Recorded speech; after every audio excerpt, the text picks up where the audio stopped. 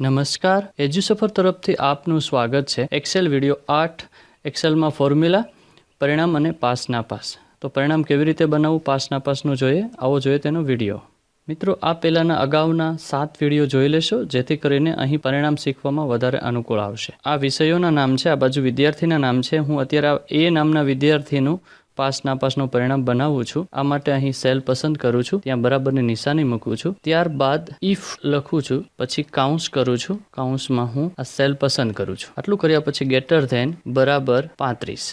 આવી રીતે બધા વિષયનું કરવાનું થશે, પણ આ સેક્શન પૂરો કરવા માટે હું અલ્પવિરામ મૂકું છું. ફરી પાછું ઇફ, ફરી કાઉન્સ, બીજો સેલ ગેટર ધેન બરાબર 35 અલ્પવિરામ, ઇફ કાઉન્સ, વિજ્ઞાન ટેકનોલોજીનો સેલ ગેટર ધેન બરાબર 35 અલ્પવિરામ, ઇફ કાઉન્સ, સામાજિક વિજ્ઞાનના માર્ક ગેટર ધેન બરાબર 35, ઇફ કાઉન્સ, અંગ્રેજીના માર્ક ગેટર ધેન બરાબર 35 અલ્પવિરામ. સોરી, અહીં હું અલ્પવિરામ ભૂલી ગયો છું આ જગ્યા ઉપર. મિત્રો, આવી કોઈ પણ નાની પણ ભૂલ ફોર્મ્યુલામાં નહીં ચાલે. ઇફ કાઉન્સ હિન્દી ગેટર ધેન 35 અલ્પવિરામ, અવતરણ ચિહ્નમાં, સોરી, અહીં બરાબર મૂકું છું, ગેટર ધેન. જોઈ લો, ઇફ આ જે તે સેલનું નામ ગેટર ધેન બરાબર 35.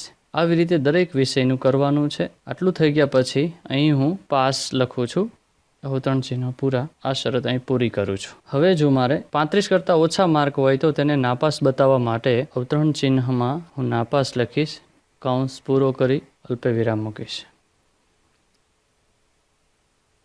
આટલો ભાગ હું કોપી કરી લઉં છું. 6 વિષયના માર્ક છે, એટલે 5 વખત આ રીતે હું મૂકી દઉં છું. 3, 4, 5, 6. તો બધા જ વિષયોમાં પાસ માટે મેં એક જ વખત લખ્યું છે અને નાપાસ માટે 6 વખત લખ્યું છે. અહીં પાસ હું ગુજરાતીમાં લખું છું. ઓકે, આટલી ફોર્મ્યુલા લખ્યા પછી એન્ટર દબાવવાનું છે. જો વિદ્યાર્થી નાપાસ છે, કેમ કે ગણિતમાં એમને 4 માર્ક્સ છે. હવે શું કરવાનું, આ રીતે સેલ પસંદ કરવાનો, ખૂણામાં જે પ્લસની નિશાની આવી જાય એટલે પહેલી આંગળી દબાવીને આ રીતે ખેંચવાનું.